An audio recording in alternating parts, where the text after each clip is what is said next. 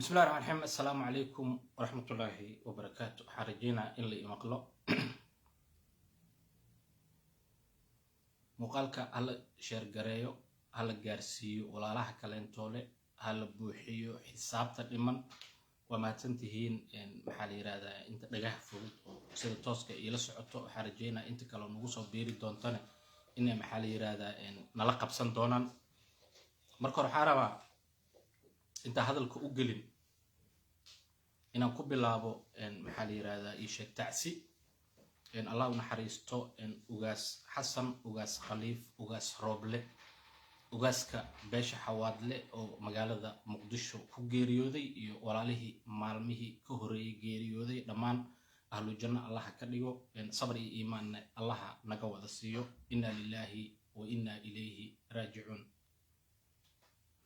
وحرب مركا موضوع عيجي إن أوجد قالوا إن ضد بدن على جيابا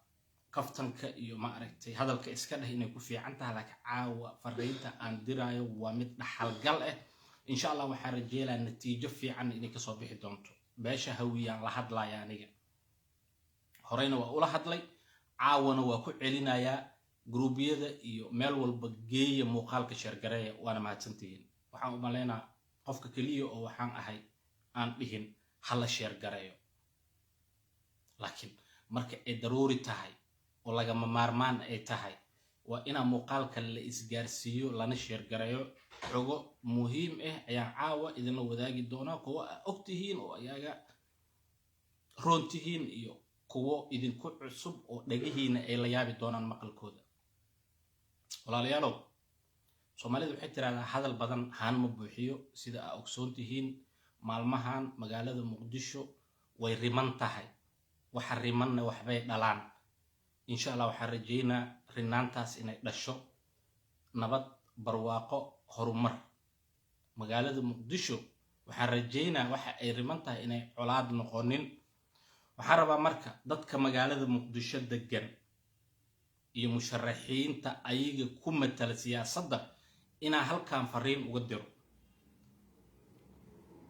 هبي وراتو وحنكا هدلي باشا هوية فرينان u diray musharaxiintooda iyo nimanka hoggaanka u ah maxaa la yiraahdaa isheeg jawaab waafiyaan ka helnay waana soo gaartay jawaabtooda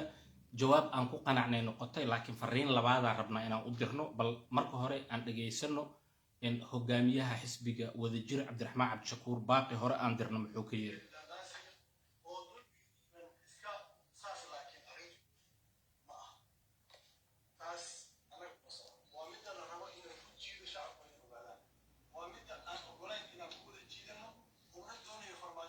وأكو علينا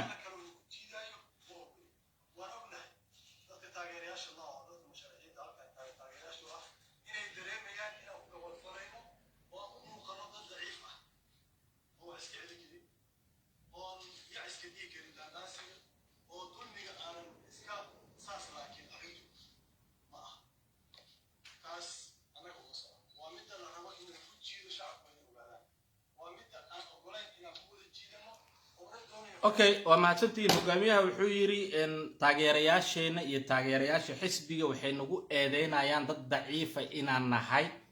waxay dareemayaan in aan ku gabood falnay laakiin muhiimadeena sidaas ma ahan sidaas uma socono isla shirkaas jaraa'id madaxweyne Sheekh Shariif iyo hogaamiyaha xisbiga wadajir hogaamiyaha ruuxiga ah ee shacabka magaalada Muqdisho Cabdiraxmaan Cabdishakuur waxay sheegeen in jimcaha soo socdo banaanbax la qaban doono waxaan rabaa banaanbaxaasaytii inaan ka digo oo aan u sheego musharaxiinta haddii ay awood u leeyihiin inay baajiyaan banaanbaxa magaalada Muqdisho ka dhici lahaa maalinta jimcaha in la baajiyo sababaha loo baajinayna waa idin soo raacinaa muuqaalka sheer gareeya gaarsiiya walaalaha naga maqan kooramka hala buuxiyo waxaan rabaa in la joojiyo gabi ahaanba banaanbaxayaasha banaanbaxa ka dhici lahaa jimcaha magaalada Muqdisho waxaan ugu baaqayaa xisbiyada siyaasadda iyo hoggaanka degan gobolka Banaadir in ay joojiyaan banaanbaxa shacabkana ay u sheegaan inuusan jimcaha banaanbaxa jirin sababta aan saas u leeyahay waa idin la wadaaga dawladda kacaanka dowladii kacaanka uu hogaaminayay allaha u naxariistay maxamed siyaad barre markii ay shacabka xasuuqaysay Soomaaliyeed qaasatan gobolka Banaadir iyo shabeelooyinka dadka degana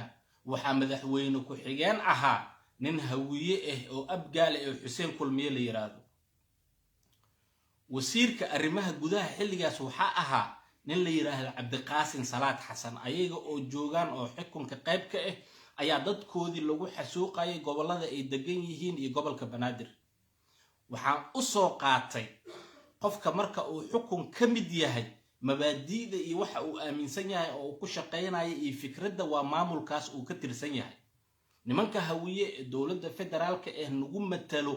maskaxdooda waxay u samaysan tahay maskax dictator maxaa yeelay dictatoriyadda ayay qayb ka yihiin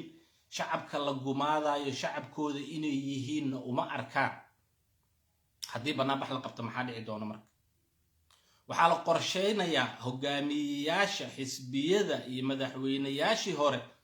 in la dilo banaanbaxa markay ka soo qayb galaan sida warka xasan xudubay ka maqlayseen jaakada waxaa la keenay oo yiri qarxayo oo la tuurayo Fahad Yaasiin iyo dowladda federaalka waxay qorsheeyeen haddii banaanbaxa ay celin waayaan awood ciidan inay u adeegsadaan shacabka dad ku soo dhex daraan la qarxiyo la xasuuqo kadibna wadanka xaalad degdeg inta la geliyo maxamed cabdullaahi farmaajo oo ciidan iyo awood uu kula wareego xarabna marka aqliga hawiye oo awood iyo xoog sheeganayo aqliyad shaqeynaysa inaan u bedelno seen ugu bedeli karnaa marka waxaan ugu bedeli karnaa annaga iskaashanayno maskax positive aan adeegsanayna oo nabad iyo wacyi furan iyo ma aragtay maxaa la yiraahdaa ii sheeg fooljignaan ay ka muuqato maxaan sameyn karnaa waxaan sameyn karnaa banaanbaxa la joojinaya madaxda xisbiyada waxay ku dhawaaqayaan codsi ka yimid shacabka iyo taageerayaashooda dartood inay banaanbaxa u joojiyaan anigoo saddex arrimood u sababeynayo marka hore waxaa lagugu eedeynayaa inaad mas'uul ahayn maadaama dad badan ay u dhimanayaan cudurka coronavirus shacabkaagii iyo dadka ku taageersanaana aad khatar gelinaysid oo aad u muuqanin qof mas'uuliyadda ka soo bixi karo koow tan labaad oo ah in lagaaga faa'iideysto amni darro oo dad inta lagugu soo dhex daro ayaga isku ka qarxiyaan ama ay ku dilaan oo dhexdaada xabad ay ka bilaabaan saddex dadkaaga oo xukunka jooga maanta in lagu adeegsado war dimuqraadiyadda lagu sheegayo wax ay dadka isla ogol yihiin waay laakiin argagixisanimada waa ideolojiyo nimanka al-shabaab ka tirsanaan jiray maanta xilal sare dowladda federaalka ka haayo ayaga oo ka tanaasulo fikirkoodii nimankan aaminsan tihiin inay ilma adeeradiina yihiin ama hawiye ay yihiin waxay ka tanaasuleen hawiyenimo wax la yiraahdo waxay u tanaasuleen jeebkooda iyo dhaqaale inay helaan run ma rabtaan laakiin waxaan jeclaan lahaa runta inay idin gubto caawa waxaan rabaa fariinteyda toos inay u gaarto cabdiraxmaan cabdishakuur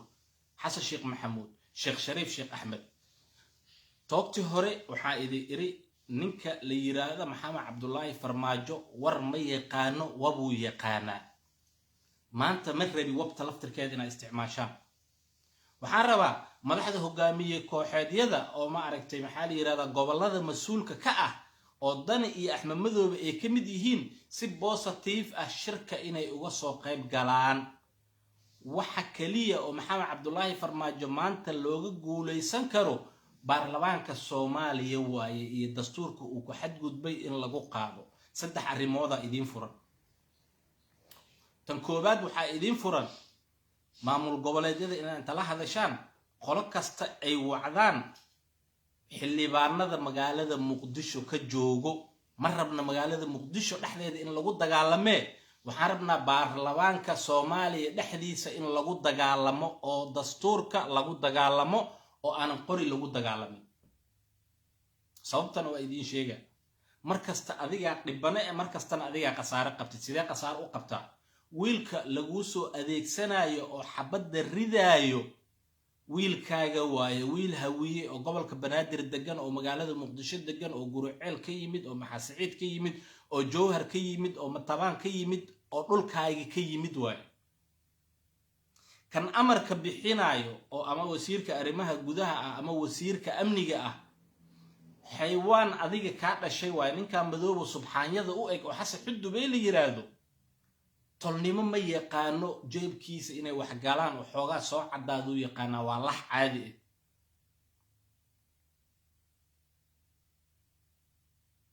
ما أنت مركا هوية وإنه كلا دورتان إنه أود استعمالان إنه عقل استعمالان أود مركا استعماشي alliance-ga aa ku tashanaysa Jubbaland iyo Puntland ay kala joogan waxa dhamaanayo wiil hawiye oo gobolka Banaadir degan waaye waxa dhamaanayo wiil gobolka Banaadir degan waaye kan qoriga wato kan guriga wato oo xabada ay ku dhacayso kan mudaharaadka u soo baxay kan musharaxiinta difaacayo kan musharaxiinta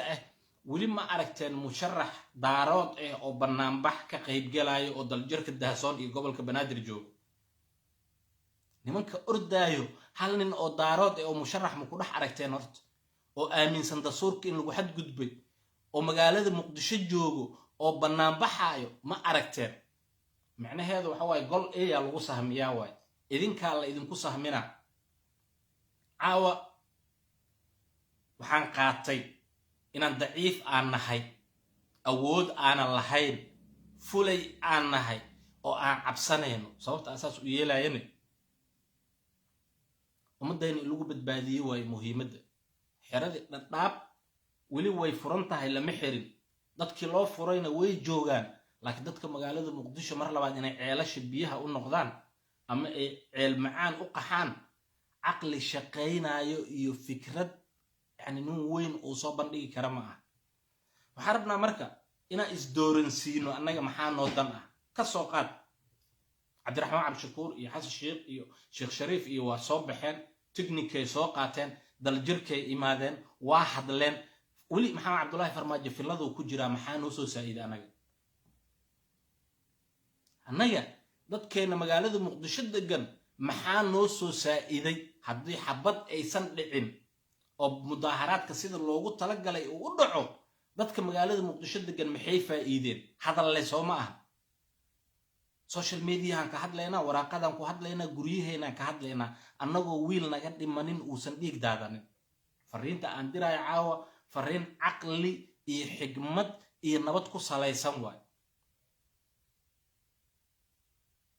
mid aan diraayo waa mid aqli iyo nabad iyo fikrad ku samaysan waay dawladda hadday ka baaraan degaysaa qaabkay ku dili lahayd hawiyow qaabka isku dili lahaydeen hadda jamboolka la idin tuuraya waa mahadsan yahay dani wax fiican uu noo sheegay laakiin xilligeedii ma ahayn waa la soo daahiyay markii ay Farmaajo kala tageen oo galmudug uu ka tagay intuu shir jaraa'id qabtay maanta waxa uu noo sheegay muxuu hore noogu sheegi waay waa ugu mahad celinayna wali waana ku mahadsan yahay laakiin fariinta mid lala soo daahay waay dadka xamar degan marka maxaa dan u ah 9kii Soomaaliya dagaal ka dhacay waa la isburburiyay dawladda kacaanka waa la buriyay maxaa faa'iidna marka 30 sano ka bacdi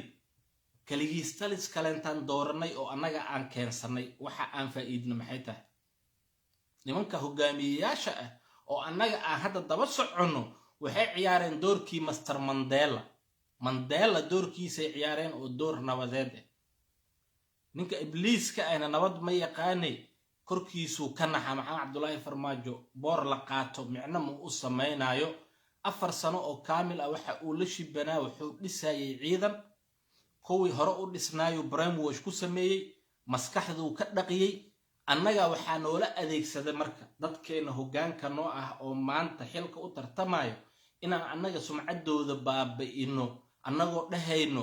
baduu gatay argagixisu ahaa dabaal waaye waa iska qoslaa malyan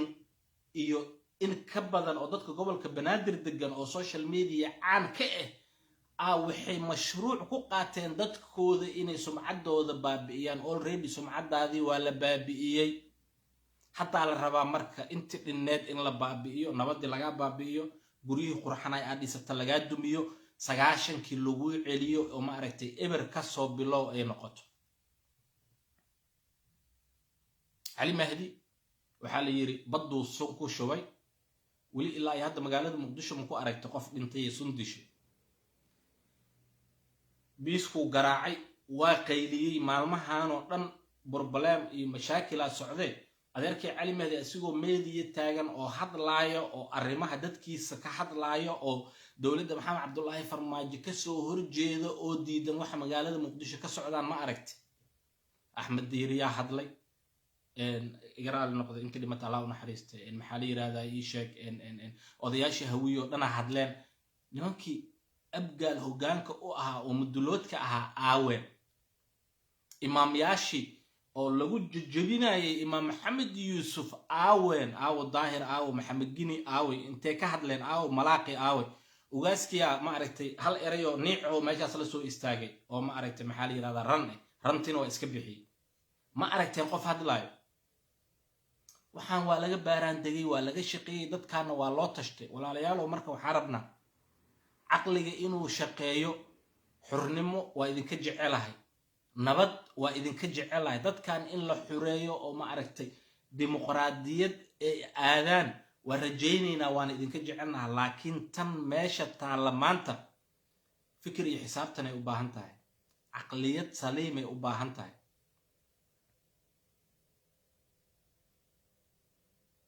waxaa rabaa marka anigoo ku celinayo yani cabsi ma ahane codsi waaye codsi madaxda xisbiyada waxaan la hadlayaa aniga wasiir daahir geelle waxaan la hadlayaa madaxweynaha mustaqbalka cabdiraxmaan cabdishakuur waxaan la hadlayaa madaxweynihii hore xasan sheekh maxamuud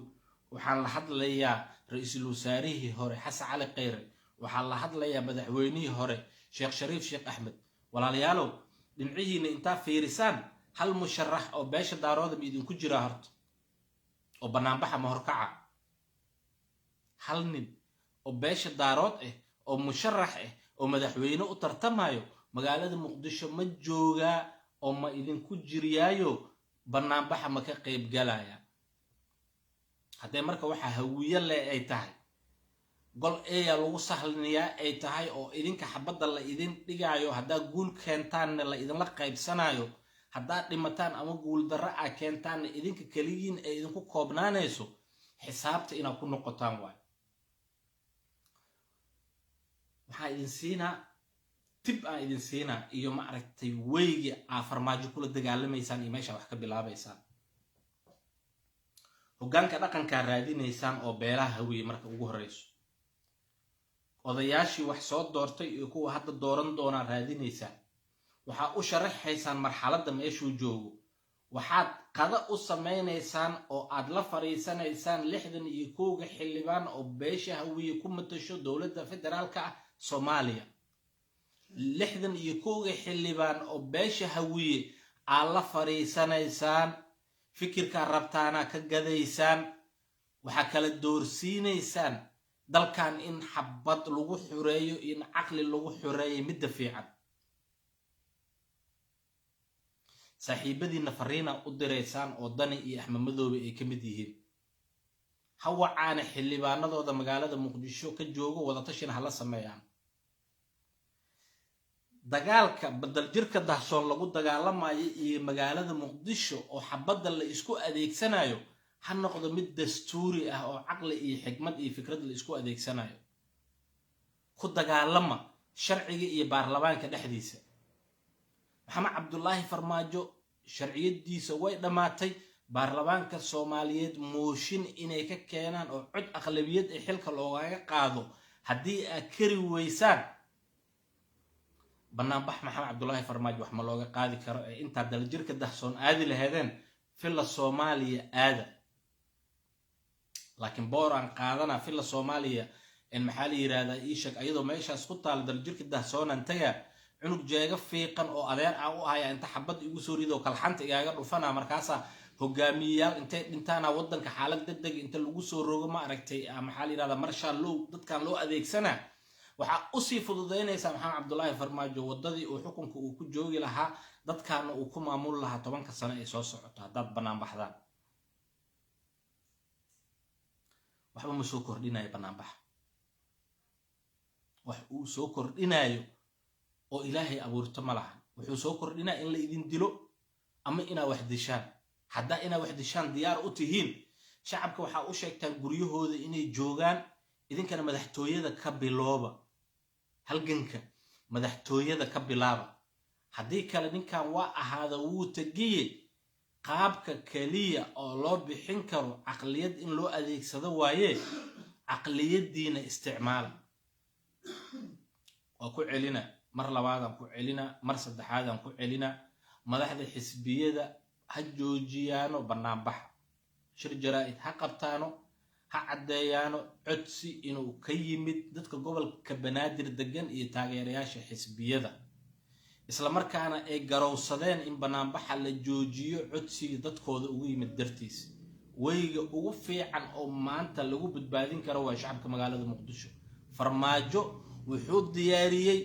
dad dilaan musharaxiinta wuxuu diyaariyey dad isku qarxiyaan banaanbaxayaasha dhexdooda farmaajo wuxuu diyaariyey waddo kasta oo ku dhibaateyn karo dadkan masaakiinta ee gobolka banaadir degan asiga camal markaa u fikiraysid filadaa ka soo jeesanaysaa markaa aragti siyaasadeed iyo caqli iyo xigmad aa isticmaalaysidne geemka uu ciyaarayo mid lamid ah la ciyaaraysaa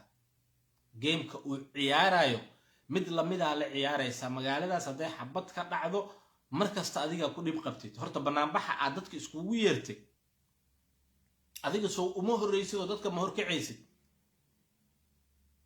maxaa diiday xabad in hoos lagugu dhigo dowladda Soomaaliyana ay tiraahdo waxaan ka dignay oo aan sheegnay ammaanka inuusan fiicneen dadkan in maxaa la yiraahdaa ii sheeg la laaynayo in la soo weerarayo in maxaa la yiraahdaa jaakada qarxan oo la tuurayo dalka ay ku soo saaideen ka bacdine Allah u naxariisto dalkana marsha loogu gala marka hawiyow inta xisaab iskula noqotaan oo caqligiina aad ku noqotaan